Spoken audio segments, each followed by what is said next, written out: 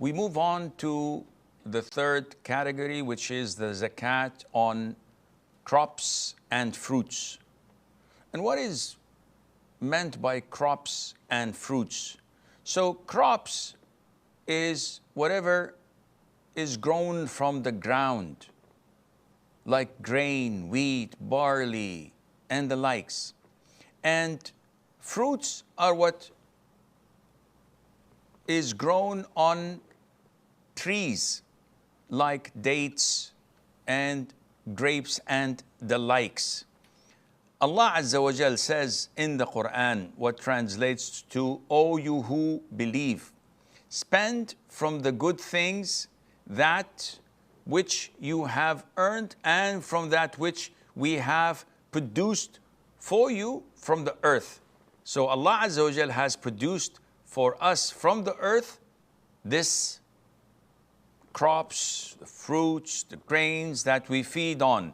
And Allah Azza wa Jal also says in the Quran, and give its due zakat on the day of its harvest. So this is specifically for things that farmers grow. And the Prophet said in the hadith, alayhi salatu wasalam, on that which is irrigated by rain and springs, or plants which roots or with roots that go deep into the ground, 1/10 is due. On that which is irrigated by using camels, 1/2 of 1/10 is due. So now the hadith states that there are two different percentages for zakat. Remember, in gold, silver, and trading goods and the likes, it was 2.5%. Here, it is either 10% or 5%, depending on the method of irrigation. If there is cost on me as a farmer to irrigate, then it becomes 5%. If there's no cost, so it is fed and irrigated by water or on the edges of springs, or the plant itself can reach by its roots without any extra effort from my side, then there is 10% zakat on it. And also the Prophet ﷺ, and this is part of the evidences that it is mandated and obligatory to give zakat on such crops and fruit. The Prophet said, alayhi salatu wasalam, no zakat is due on anything less than 5 wasqs. And al-wasaq is a measurement of size. So it's not a measurement of weight, rather it's a measurement of size. And 1 wasaq is equivalent to 60 sa'. And if you remember long ago, we discussed that a sa' is equivalent to 4 mud.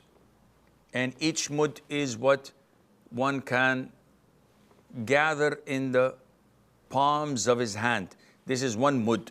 So 4 scoops of it would make a sa'. 60 scoops of it would make, or 60 sa'as would make 1 wasq. And the zakat is due in the threshold for crops and grain, for crops and fruit would be 5 wasq. Also, the consensus of scholars as an evidence is that 10% or 5% is mandated for what has been produced by the earth in terms of crops and fruit, and a difference of opinion in the details. Now, if we go to the conditions of it being obligatory, what are the conditions? Of course, there are the 5 conditions we mentioned in the beginning of the book of Zakat, Islam and the likes, and you should go and refresh your memory with it. But there are specific conditions for crops and fruit. So, number 1, it should reach the threshold, an-nisab. And what is the threshold? We've just mentioned that. It is to be 5 wasq, which is equivalent to 300 sa'.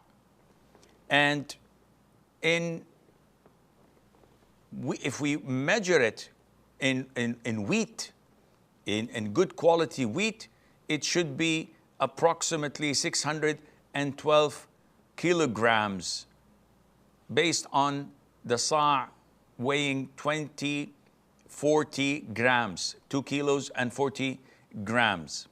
The second condition is that the farmer has full possession of it on the date of zakat, which is the harvesting date. So it is not like other goods, a full lunar year should pass. Rather, the moment the harvesting is done and the crops or the fruit are ready to be dispatched or sold or whatever, this is when the zakat is due. So, in essence, scholars define that the crops we talk about when we talk about zakat is something that can be stored and kept for safekeeping, such as wheat, such as barley, such as corn, such as rice, such as dates, among the fruits, dates and raisins. These are zakatable because we can store them, which means that anything that cannot be considered to be staple food is not zakatable. For example, oranges, apples, cucumbers, vegetables, and the likes. These are not zakatable due to the fact that they're not staple food. We cannot store them. And the threshold, as mentioned, is the weight of 612 kilograms, give or take, because again, the measurement is by size and not by weight. But this is just to approximate it to our imagination.